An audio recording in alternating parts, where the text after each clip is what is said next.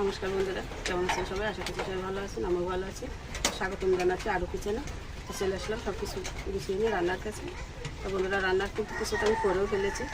যেমন আজকে রান্না করবো সয়াবিন আলু আর কাঁঠালের বীজ দিয়ে রান্না করবো। তো আমি তরকারিগুলো আর সয়াবিন কিন্তু ভেজে নিয়েছি আগে থেকেই।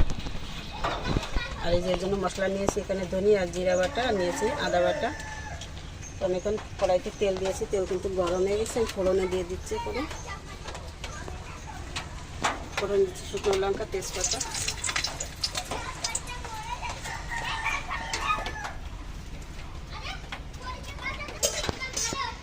ওটা একটু আবার দিচ্ছি গোটা জিরা নিলাম, সামান্য একটু হলুদ দিয়ে দিচ্ছি আমি তেলের উপরে। কেকে দিয়ে দেবো, দিচ্ছি 1 চামচ আদা বাটা, 1/2 চামচ ধনিয়া বাটা, 1 চামচ জিরা বাটা, 1 চামচ হলুদ, 1 চামচ লঙ্কার গুঁড়ি, গরম মশলা, 2টো এলাচ, 2টো লবঙ্গ, 2টো দারচিনি দিয়ে দিলাম। আমি মশলাগুলো একটু হালকা ভেজে নেব। সামান্য একটু নেড়ে নিলাম। এখন একটু জল দিয়ে দিচ্ছি, খেয়ে নেব।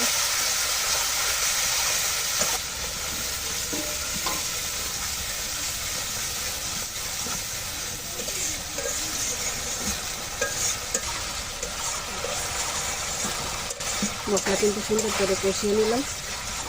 আমি নিরামিষ পদ্ধতিতে সয়াবিন রান্না করছি, আপনারা চাইলে কিন্তু এখানে পেঁয়াজ রসুন দিতে পারেন।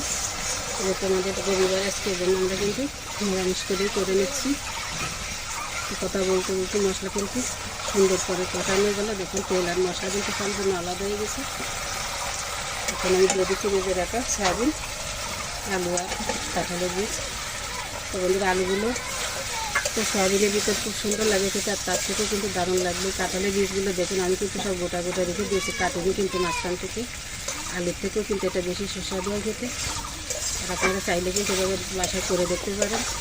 এতটা লবণীয় হয় ওই কাঁঠালের বীজ, যখন আলু রেখে কিন্তু কাঁঠালের বীজও খেয়ে নেবেন। মশলা সব সুন্দর করে কষিয়ে নিলাম। আমি এখন হালকা আর একটু গরম জল দিয়ে দেবো। এই জলটা দিয়ে কিন্তু সুন্দরভাবে কষিয়ে নেব। আর এই জলটা না গেলে আমি জলের জল দিয়ে দেবো করে। এইভাবে এই পদ্ধতিতে কেটে সয়াবিন রান্না করেন। আর আপনাদের কাছে কেমন লাগে সেটা খেতে কমেন্ট করে আমাকে জানাবেন। আমাদের কাছে কিন্তু দারুণ লাগে এইভাবে।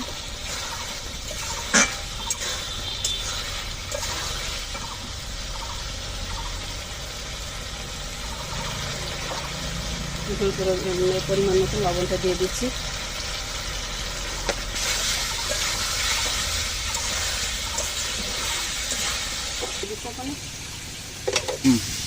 যেহেতু নিরামিষ রান্না, একটু চিনি দিলে কিন্তু মিষ্টি খাবে, খেতেও দারুণ লাগে। আর আপনারা যদি কেউ মিষ্টিটা পছন্দ না করেন স্কিপ করতে পারেন, সমস্যা নেই। সয়াবিন কিন্তু খুব সুন্দর করে কষে নিলাম। আর দেখুন এর লোকটা একটু বেগুনো করে দেখলেও কিন্তু বোঝা যাবে যে আজকে আমাদের নিরামিষ রান্নার স্বাদটা কেমন হতে চলেছে। রান্নার সময় কিন্তু কিছুটা ধারণা পাওয়া যায় রান্না ভালো হবে কি মন্দ হবে, সেই ফেলে পারবে। দারুণ সয়াবিন আর মশলা খুব দারুণ করে কষিয়ে নিলাম বন্ধুরা। এখন আমি জল দিয়ে দেবো, গরম জল। আর এই গরম জলে কিন্তু রান্নার স্বাদটা সম্পূর্ণ বদলে দেয়। আপনারা চাইলে কিন্তু এভাবে গরম জল দিয়ে রান্না করতে পারেন, আর দেখবেন কতটা দারুণ হয় রান্না করলে। খেতেও কিন্তু দারুণ লাগে। কিন্তু ভালো ভেসে গেছে তরকারিতে, দেখুন গরম জল। আমি আলাদা গরম মশলা কিন্তু দিচ্ছি না সয়াবিনে, যেহেতু আমি ফোড়নে দিয়েছি। আর ওটাতেই কিন্তু দারুণ একটা স্বাদ আসে। আর বাটা মশলায় কিন্তু আলাদা একটা স্বাদ আসে, আর ফোড়নে যে দিয়েছি ওটার স্বাদও কিন্তু সম্পূর্ণই আলাদা। আপনারা বাসায় এইভাবে একবার ট্রাই করবেন, দেখবেন সত্য কি মিথ্যা। তো বন্ধুরা, আমি এখন নামিয়ে নিচ্ছি তরকারি, আমি এখন নামিয়ে নিচ্ছি।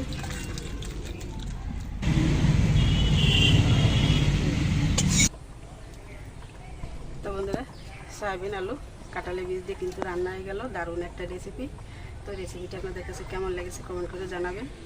আর আমি তো নিরামিষ করে করলাম, আপনারা চাইলে কিন্তু পেঁয়াজ রসুন এখানে মিশিয়ে দিতে পারেন। তো সব মিলিয়ে আপনাদের কাছে রান্নাটা যদি একটু ভালো লাগে তো চ্যানেলের সাথেই থাকবেন, দেখতে থাকবেন এভাবে আমাদের নিত্য নতুন এই ঘরোয়া রান্নার টিপসগুলো। তো সবাইকে আজকের মতো ধন্যবাদ জানাচ্ছি, আগামী শুভেচ্ছা জানিয়ে। তো সবাইকে অসংখ্য ধন্যবাদ ও নমস্কার। আজকের মতো এই পর্যন্ত রাখছি বন্ধুরা। সবাই ভালো থাকুন, সুস্থ থাকুন।